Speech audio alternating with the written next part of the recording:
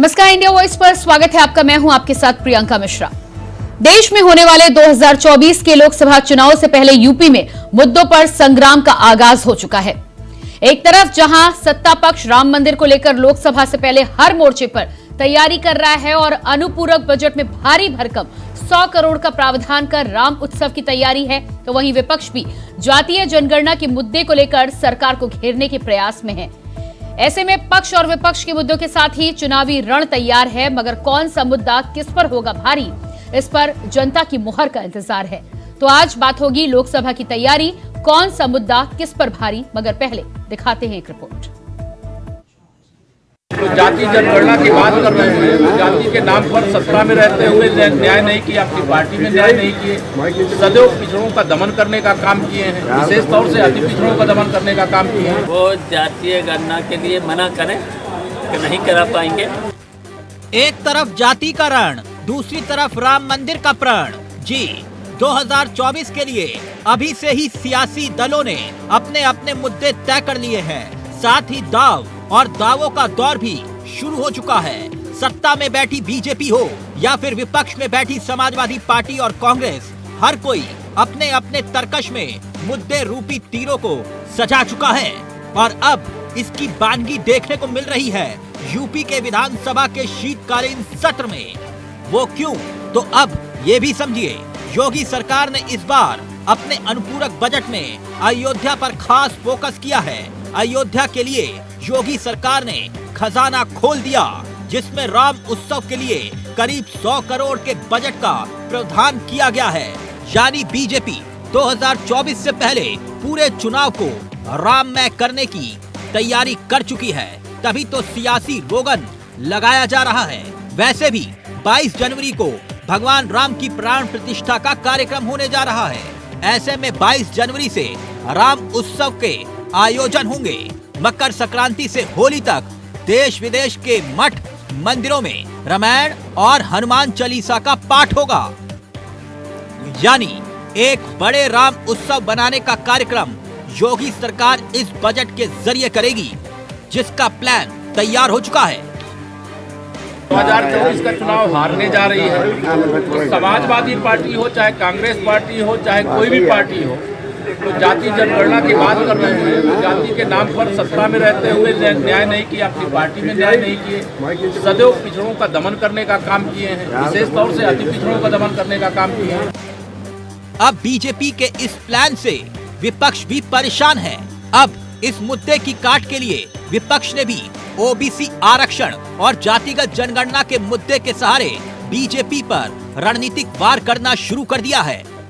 जहां एक तरफ समाजवादी पार्टी ने यूपी सदन में जातिगत जनगणना के मुद्दे पर चर्चा का प्रस्ताव रखा और साफ कर दिया कि 2024 तक इस मुद्दे को वो सड़क से लेकर सदन तक उठाने की तैयारी कर चुकी है, और कांग्रेस भी उसके साथ हाँ में हाँ मिला रही है। दिया है अब उनको पिछड़ों की याद आ रही है कि सत्ता से बेदखल हो चुके हैं। सत्ता में रहते हुए समाजवादी पार्टी 2014-2017 का चुनाव हारी, विपक्ष में रहते हुए 2019 और 2022 का चुनाव हारी, 2024 का चुनाव हारने जा रही है। तो समाजवादी पार्टी हो, चाहे कांग्रेस पार्टी हो, चाहे कोई भी पार्टी हो, तो जाति जनगणना की बात कर रहे हैं। जाति के नाम पर सत्ता में रहते हुए न्याय नहीं किया, अपनी पार्टी में न्याय नहीं किए, सदैव पिछड़ों का दमन करने का काम किए हैं, विशेष तौर से अति पिछड़ों का दमन करने का काम किए हैं, उनके अधिकारों का हनन करने का काम किए हैं। आज उनकी यह मांग जो 2024 में, जब उनके पास कोई चुनावी मुद्दा नहीं है, जब विकास की गंगा बह रही है, गरीब कल्याण की योजनाएं तीव्र गति से आगे बढ़ रही हैं, हर समाज के हर जाति बिरादरी का विकास हो रहा है, उनको हजम ही नहीं हो रहा है। इसलिए उनका हाजमा ठीक होगा 2024 में, जब 80 की 80 सीटों पर भारतीय जनता पार्टी गठबंधन जीतेगी और समाजवादी पार्टी सहित जो भाजपा विरोधी, पिछड़ा विरोधी, दलित विरोधी, गरीब विरोधी, महिला विरोधी, भ्रष्टाचार के समर्थक, अपराधियों के, माफियाओं के, गुंडों के समर्थक हैं। और हम तो चाहेंगे जितने भी भारतीय जनता पार्टी में पिछड़े वर्ग के जितने भी हैं, वो जातीय गणना के लिए मना करें कि नहीं करा पाएंगे। लगातार कांग्रेस पार्टी में राहुल गांधी जी ने सदन के अंदर इस बात को उठाया कि सरकार क्यों भाग रही है जाति जनगणना, और अब तो जब बिहार में जाति जनगणना स्टेट ने कर दी तो क्या दिक्कत है, सरकार को करना चाहिए। सबका तो माइक ऊपर है, सबसे बड़ा राज्य लगातार यहाँ मांग उठती आई है, जाति जनगणना होनी चाहिए, सबको समान अधिकार मिलना चाहिए। ये बहुत ही महत्वपूर्ण विषय है। कल मैंने इसको सदन में उठाया। कल जो हमारी कार्यसूची है उसमें ये प्रकरण आया कि महामहिम राज्यपाल ने गुंडा नियंत्रण बिल जो सरकार ने 2021 में पारित किया था इसी सदन में, उसको वापस ले लिया। तो महामहिम राज्यपाल ने संदेश के साथ अस्वीकृत करते हुए वापस दिया।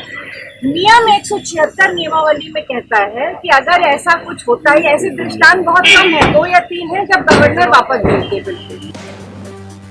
साफ है, यूपी में जातिगत जनगणना के मुद्दे पर सियासी शोर जोर से सुनाई दे रहा है, तो वहीं बीजेपी भी अपने इरादे जग जाहिर कर चुकी है कि वो सियासी फिजाओं को राममय करेगी और चुनावी रण में उतरेगी। मगर सवाल ये कि क्या मठ मंदिरों से निकला संदेश ही बीजेपी को जनादेश दिला पाएगा, या फिर जातिगत जनगणना का विपक्ष का दाव होगा ज्यादा दमदार। Bureau report, India voice, Lucknow.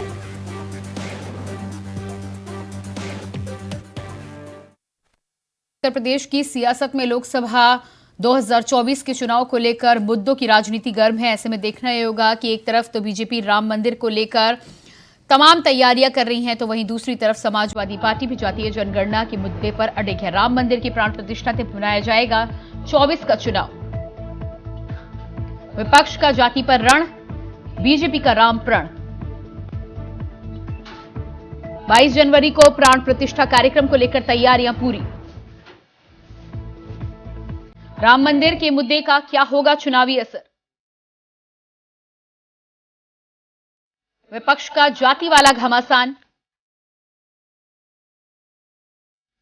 या फिर बीजेपी का राम उत्सव वाला प्लान?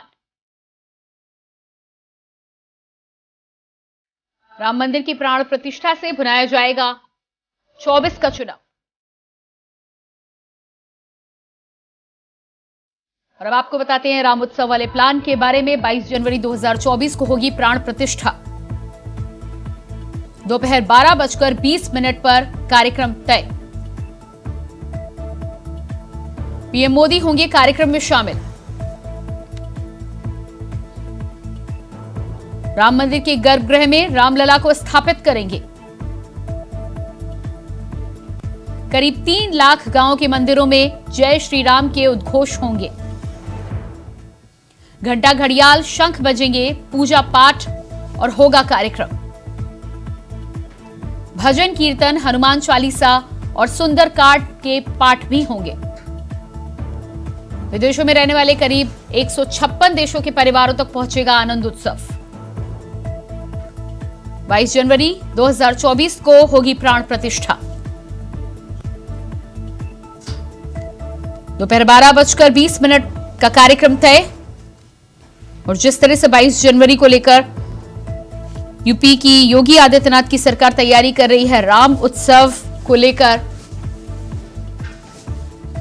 दुनिया के 156 देशों तक इसे पहुंचाने का कार्यक्रम है। साथ ही साथ खास तैयारियां शुरू कर दी गई हैं।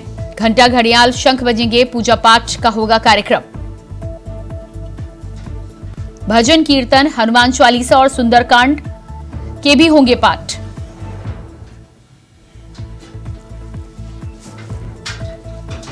तो देश भर में अयोध्या के साथ ही साथ उत्तर प्रदेश और दुनिया के 156 देशों के लोगों तक इस आनंद उत्सव को पहुंचाने की तैयारी पूरी है।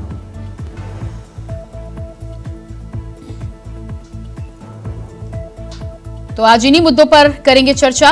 हमारे साथ मेहमान जुड़ चुके हैं। सुरेंद्र सिंह, नेता बीजेपी, हमारे साथ जुड़ चुके हैं, स्वागत है आपका। इसके अलावा डॉक्टर एस के दुबे जी, सपा प्रवक्ता, हमारे साथ जुड़ चुके हैं, आपका भी बहुत बहुत स्वागत है। तो सबसे पहला सवाल यहां पर सुरेंद्र सिंह जी आपसे ही, जिस तरह से अनुपूरक बजट के लेकर बात हो रही थी, विपक्ष के द्वारा सवाल उठाए जा रहे थे कि आपके तमाम जो विभाग हैं उनका बजट अभी पूरा नहीं हुआ था। अनुपूरक बजट की यदि बात की जा रही है तो सीधे सीधे राम उत्सव को लेकर यह बजट लाया गया है। प्रियंका जी देखिए, सबसे पहली चीज तो ये है कि भारतीय जनता पार्टी जो है हमेशा से जो है उत्तर प्रदेश का विकास करने का काम किया है। चाहे वो अयोध्या हो, चाहे प्रयागराज हो, चाहे गोरखपुर हो, चाहे नोएडा हो, ये तमाम जगह पे जो है भारतीय जनता पार्टी ने विकास करने का काम किया है। अगर विपक्ष आरोप लगाती है तो वो बेबुनियाद आरोप, क्योंकि विपक्ष को जो है कोई काम करने का मन है नहीं। ठीक है, एसके दुबे जी, राम मंदिर की जिस तरह से तैयारी हो रही है, राम उत्सव की जिस तरह से तैयारी है, क्या आपको लग रहा है कि जातीय जनगणना का मुद्दा उस पर हावी होगा, भारी साबित होगा आपका मुद्दा? देखिए, राम मंदिर, भगवान राम का मंदिर जो बन रहा है और उसका जो पूजा पाठ होगी तो निश्चित तौर पर एक अलग मुद्दा, तो इसलिए उसको और इससे जोड़ना अलग चीज है। वो ये चीज क्या है कि पार्टी के एक नेता कह रहे थे कि प्राण प्रतिष्ठा की जरूरत ही क्या है? देखिए, इंडिविजुअल आदमी कुछ भी कह सकता है, स्वतंत्र है, लेकिन हमारे सनातन धर्म का और हमारी पार्टी में क्लियर स्टैंड है कि हम अपने किसी भी धर्म का सम्मान करते हैं और उसकी इज्जत करते हैं। अब इंडिविजुअल कोई अगर नेता बोलता है, चाहे वो भारतीय जनता पार्टी में हो, समाजवादी में हो, कांग्रेस में हो, बसपा में हो, सुरेंद्र जी, यानी राम के सहारे बीजेपी है, 2024 का चुनाव राम के सहारे ही जीतेंगे आप? प्रियंका जी देखिए, हमारी सरकार जो है पहले भी कहा था हम राम राज लाएंगे, हमने राम राज लाने का काम किया। हमें भगवान राम के साथ तो हमारी लगा हुआ है, हमारी आस्थाएं हैं। इन लोगों की तरह नहीं है जो सपा बीजेपी समाज पार्टी, ये लोग जो है जब चुनाव आएगा तब मंदिर में माथा टेक, और जैसे ही चुनाव खत्म हो जाएगा फिर भगवान को गाली देंगे, हमारे ग्रस्त गाली देंगे, अपमानित करेंगे सनातन को, हिंदू को।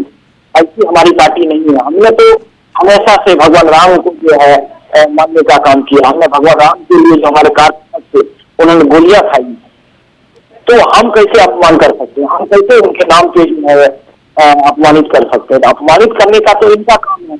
हमने तो जो वायदा किया पूरा करने का काम कर रहे हैं। हमने कहा ठीक है, आप दोनों लोगों को मैं बीच में यहाँ पर रोकना चाहूंगी।